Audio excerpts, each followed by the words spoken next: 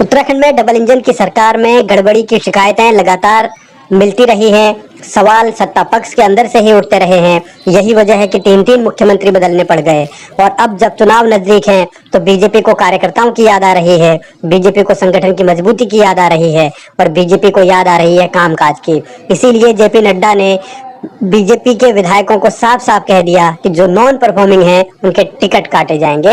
हालांकि सरकार और संगठन नड्डा के इस दौरे को भविष्य के लिहाज से बेहतर बता रहे हैं। संगठन को कैसे और विस्तार रूप दिया जाए, कैसे बढ़ाया जाए, कैसे जनता के साथ ठीक से संवाद किया जाए, उस पर उन्होंने अपना मार्गदर्शन दिया है। और साथ ही अभी दूसरी बैठक हमारी सांसदों, विधायकों, मंत्रीगणों के साथ हुई है। उस बैठक में बूथ स्तर तक कैसे मजबूती प्रदान हो, उसके संबंध में उनका मार्गदर्शन हुआ।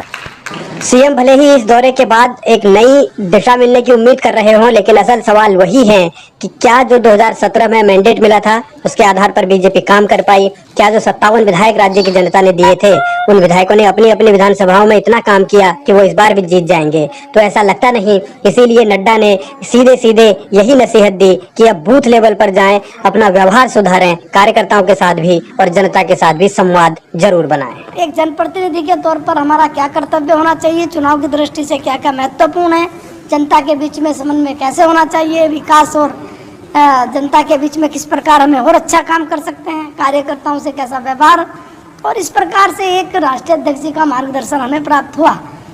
संवाद की सीख कितनी असरदार होगी ये कहना मुश्किल है, लेकिन बीजेपी को फिलहाल इस बात की बेचैनी है कि इस पहाड़ी राज्य में हर 5 साल में सत्ता पलटने का इतिहास कहीं इस बार भी न दोहराया जाए। देखिए, भारतीय जनता पार्टी उत्तराखंड को लेकर बड़ी संवेदनशील है और उत्तराखंड भारतीय जनता पार्टी उत्तराखंड के अंदर पुनः चुनाव जीते, ये जो एक मिथ रहा है कि उत्तराखंड के अंदर और पहाड़ी राज्यों में सरकारें रिपीट नहीं होती है, उस मिथ को तोड़ने के लिए और पूरी तरीके से उत्तराखंड के अंदर विकास को और आगे बढ़ाने के लिए भारतीय जनता पार्टी कृत संकल्प है।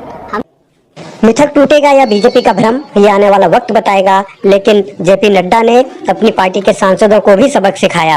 उन्होंने खुली नसीहत दे दी कि अब संसद का सत्र खत्म हो चुका है, इसलिए दिल्ली में डेरा डालना छोड़िए और गांवों में घूमिए, वहां देखिए कि किन किन मुद्दों पर नाराजगी है, कैसे हालात संभाले जा सकते हैं, कैसे 2017 में जो स्थिति पार्टी की थी उस स्थिति में दोबारा लाया जा सकता है। निश्चित रूप से उनके इस मार्गदर्शन से, इस दौरे से हमारे सभी कार्यकर्ताओं में, सभी पदाधिकारियों में और संगठन में काम करने वाले अति महत्वपूर्ण सभी लोगों में एक नई ऊर्जा और उत्साह का संचार हुआ है।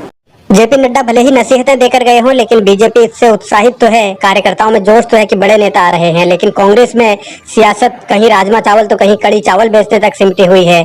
दिल्ली का कांग्रेस का नेतृत्व सक्रिय नहीं है, निष्क्रिय पड़ा हुआ है। इसलिए कांग्रेस के सामने परेशानी है कि वो अकेले दम पर इस राज्य में चुनावी चुनौती से कैसे निपटेगी। हालांकि हरीश रावत मोर्चे पर हैं, नई टीम भी बनी है, लेकिन सवाल वही है कि कार्यकर्ताओं में उत्साह बढ़ाने के लिए सेंट्रल लीडरशिप की जो भूमिका होती है, क्या वो कांग्रेस में कहीं गायब सी हो गई है? इसलिए पार्टी के भीतर कुछ सवाल जरूर हैं, लेकिन उनका जवाब कैसे मिलेगा ये कहा नहीं जा सकता।